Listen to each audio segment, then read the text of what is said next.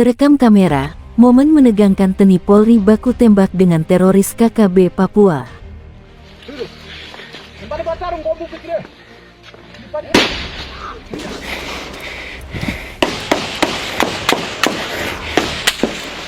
Melansir dari merdeka.com, sebuah video yang memperlihatkan momen menegangkan tim TNI Polri di Papua.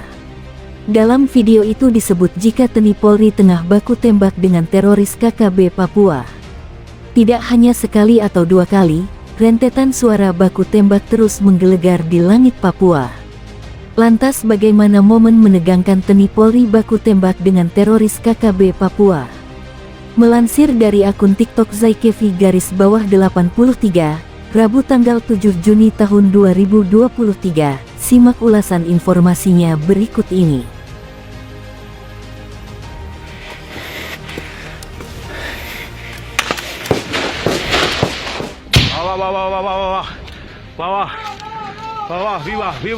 Momen menegangkan yang terjadi di tanah Papua terekam dalam kamera. Pada video itu terekam baku tembak antara TNI Polri dengan KKB Papua. Terlihat, baku tembak terjadi di atas perbukitan. Baku tembak antara TNI Polri vs KKB di Papua, tulisnya dalam keterangan video.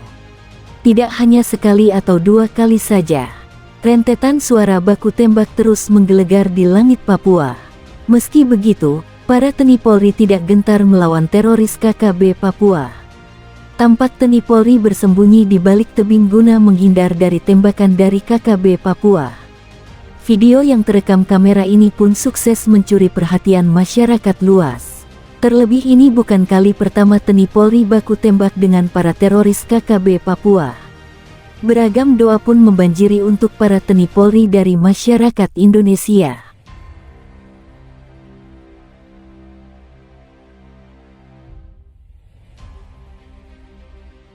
KKB baku tembak dengan TNI di Bandara Sina Puncak.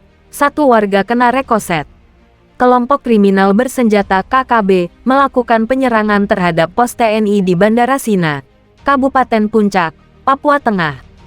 Insiden itu menyebabkan seorang warga terluka akibat terkena rekoset peluru. Ya benar, KKB melakukan gangguan di sekitar Bandara Sina. Atas kejadian itu kontak Yonif Rider 303 SSM dan KKB. Ungkap dan Rem 173 PVB Brigjen Sri Widodo ketika dikonfirmasi Detikcom, Sabtu, tanggal 6 Mei tahun 2023. Kontak tembak ini terjadi pada Jumat 5/5, sekitar pukul 8.45 waktu Indonesia Timur. Kejadian itu diketahui ketika tim pengamanan perimeter mendengar suara letusan tembakan sebanyak 2 kali. Anggota yang mencari tahu bunyi tembakan kemudian melihat ada 4 orang diduga KKB membawa 2 pucuk senjata dan panah, yang berjarak 200 meter dari kedudukannya. Lalu kemudian anggota pun melakukan tembakan ke arah 4 orang yang membawa senjata api tersebut, katanya. Setelah tembakan tersebut, 4 anggota KKB itu melarikan diri menuju arah Bukit Gundul. Kemudian anggota juga melakukan penyisiran atau pembersihan di sekitar tempat terjadinya kontak senjata. Sekitar pukul 11 waktu Indonesia Timur, sebanyak 5 orang masyarakat melapor ke pos Sina Bandara Satgas Yonif R303 SSM dan melaporkan bahwa terdapat salah satu masyarakat berinisial IN terkena rekoset tembakan pada bagian siku lengan kiri dan pinggang bagian kanan, tuturnya. Tim kesehatan Satgas kemudian membawa korban menuju Puskesmas Sina untuk mendapatkan penanganan medis. Brigjen Sri mengungkapkan saat ini korban telah diterbangkan ke Timika untuk mendapat perawatan medis secara maksimal. Setelah dirawat di Puskesmas Sina, korban sudah membaik. Kini informasinya korban sudah diterbangkan ke Timika, paparnya.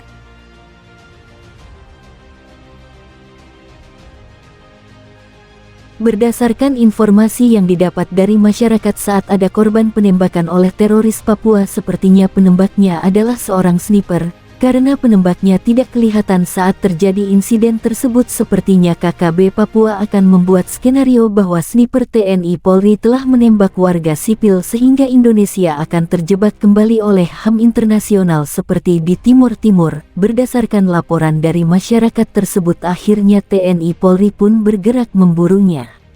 Sniper TNI Polri bersiap bertarung dengan Baywan dengan sniper tersebut.